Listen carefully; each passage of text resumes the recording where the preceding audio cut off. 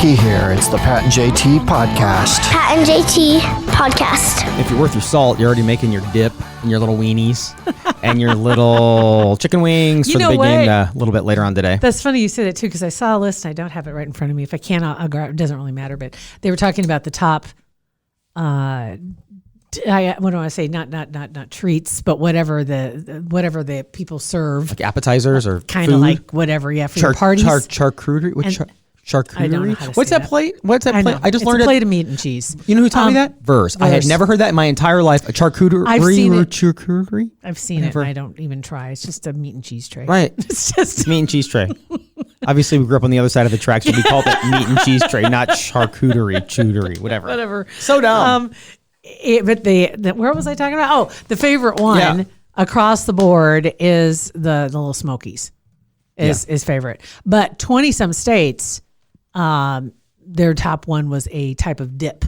But just based on the overall numbers, the Little Smokies end up winning out overall. Okay. But some type of dip seems to be the big one. And 7-layer dip, I think, was the top dip. And I've never been a real fan of the 7-layer dip. It depends on. If one of those sevens is an onion, like the scallions or whatever, I'm not a fan. I like the scallions, but if the kick isn't there, sometimes it's a little bland.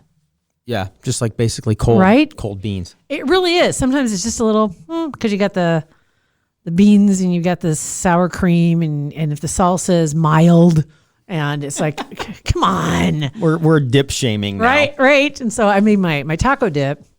Which is, you can't really go. It's not like somebody shows up with that. It's still a good thing. Like you can't go wrong. Especially then it's all about the chip. Then you got to get the Dorito or the Frito to make up for what the dip lacks. You've got to have a good chip because if you go to dip and the chip breaks, then you're just fishing around with your fingers trying to get the rest of that chip out of there. Or you got to grab another chip or a spoon to try and scoop it out of there. Are you a double dipper? Oh hell no. Even in your own dip at your house? Yeah, because the chips I like are the Tostitos bite size. Mm-hmm. And little circles? For a reason. Because so you can put 8 in your mouth at a time. That's why. No, the whole chip goes in. The whole chip with the dip. The whole chip, because there is no double. Oh, there's nothing to dip again. So you take that option completely off the table. I'm going to avoid a pratfall there. We want to make sure nobody falls into that. No. If anybody's at my house and you double dip, I'm fine with it. I don't care. Like people that get mad at double dipping, I think you should worry about other things in your life. If you're that freaked out about double dipping, it's kind of gross. But yeah, I mean, I understand, but it's been a really long time since I've seen somebody put a chip in their mouth and drool and slobber all over it and then slime it back in. You usually break it off and you double dip. Yeah. I remember a long time ago. I know. When I worked for the Edge radio station a long time ago, Scotty and I were doing nights, and Nikki Boulay was working in the midday. Okay. Right? And we were giving away, it was called like Get a Life, I think was the name of the promotion. We gave away like a Volkswagen a van. Right. Like a redone Back in the day when they gave away some really cool stuff. Yeah. Right. Back when payola was still flying large. And so, we had like a van and a computer, and we had all this really cool things so somebody could get a life. Upgrade. And Scott and I were driving the van, and I think she got bagels, or we had bagels. Anyway, I was in the driver's seat, Scott was in the passenger seat, and got a bagel, and I dipped it, ate it, took another dip in the bite, and in the cream cheese, the cream cheese, and I like scooped it around again because I never thought about it. Oh my god! And she was not happy. That's different because when you take a bite of a bagel. I mean, your whole mouth's on it. You rip it. You take a bite and you rip and you dip. I just think people with coronavirus, all stuff going around, I understand, but come on. That's just one more thing that I think it's just an easy thing to avoid. And I try when I'm at a party, like use a knife. Yeah, but we're in the van. There's no knife. This is true. Well, see, that's partially on her then. Yeah, but she didn't bring it. She's got to remember the company she was keeping. Okay, thank you very much. When you're sharing bagels with dirt bags, and you need one in your defense. Sure, little weenies are great for Super Bowl parties. Yeah. I'm not a big wings guy. Wings are okay. Boneless chicken wings are fine, but the Velveeta and Rotel, not Rotels. Is it Rotels? What's the bread? The Rotel tomatoes. Rotellas. Oh, Rotel. Bread. No, okay. I think I got them confused. The can is what? Rotellas. The bread is Rotellas. Rotella. Got it. Yes. So the can. The hot Rotel tomatoes with the cream cheese, sour cream, maybe cream cheese too, Velveeta, and hamburger. It's if it was a woman, I would make love to that dip. It's hard to walk away from the crock pot. You can't, and especially if you upgrade and you dip Doritos in there. Really good chips. I'm out. I'm just gonna sit there and eat this for a while, and maybe or maybe get a bowl of it, and I'll be right back.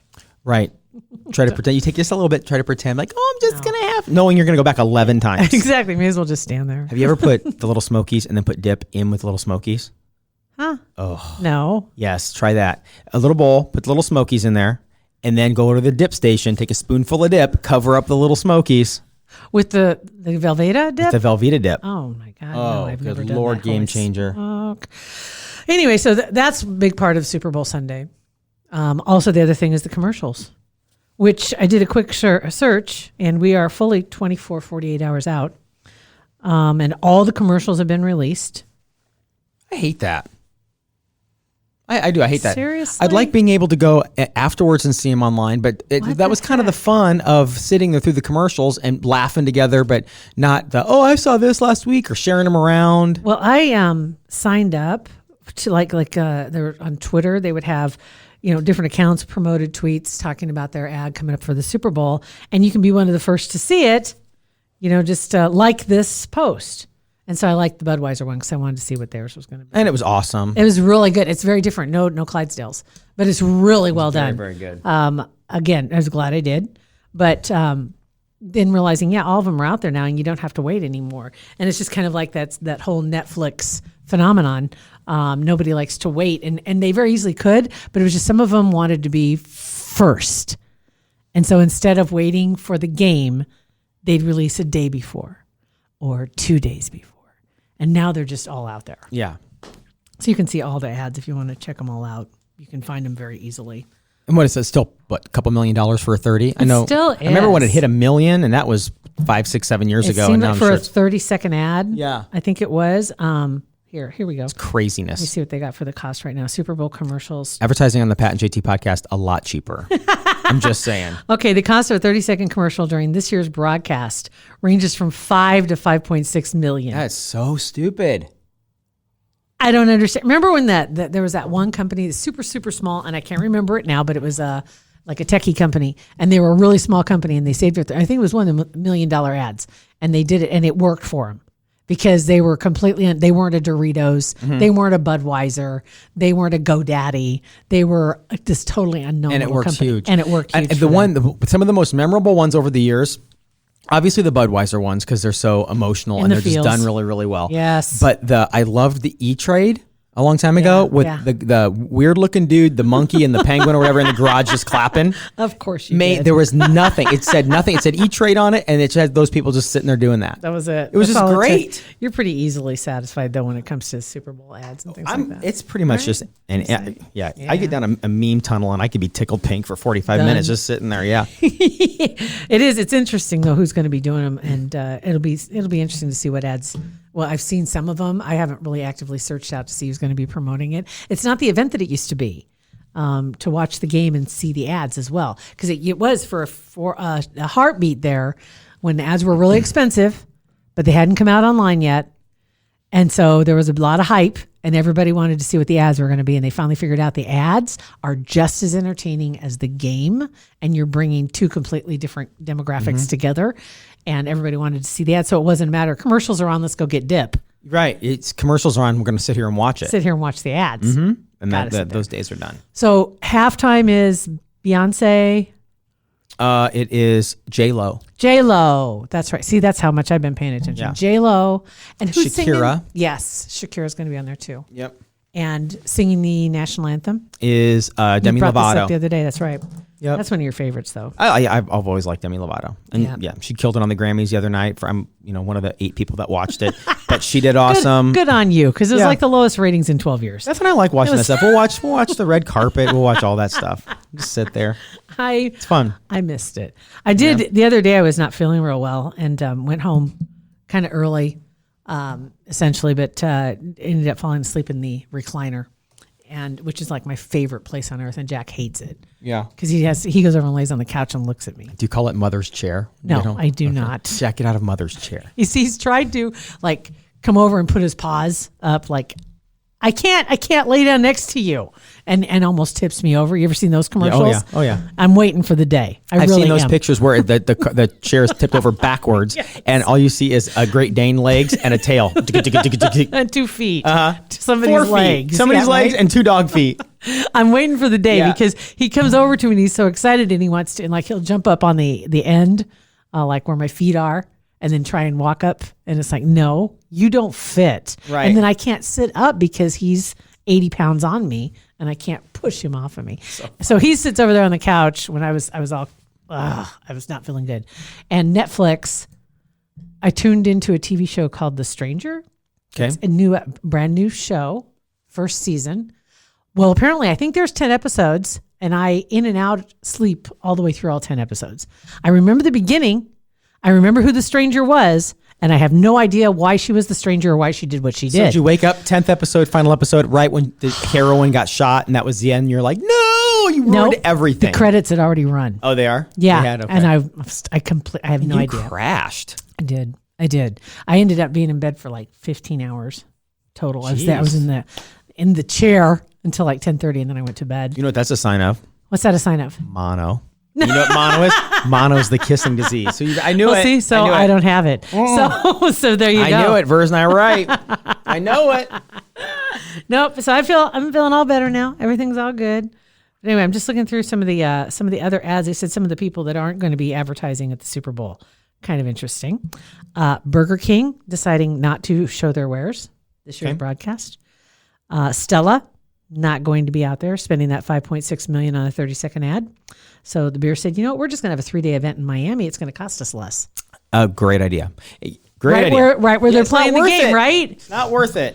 So a lot of brands are deciding just kind of skip out on it. I mean, especially with all this, with everything going on in the world, and the fact that you're, as a company, are going to waste $5 million, $6 million on a 30-second commercial where you could take that money, half of that money, and use it for good. Yeah. Buying people shoes that need it, clothes that need it, feeding people that need it, instead of exactly right. And they've got, who else is on here? Skechers is also on here. They're not going to. Burger King said they weren't going to return because it's just too risky of a move for that amount of money. And they needed to keep getting somebody more and more famous to be in their ads or come up with something that was way more. It's just impossible to keep topping themselves for the money.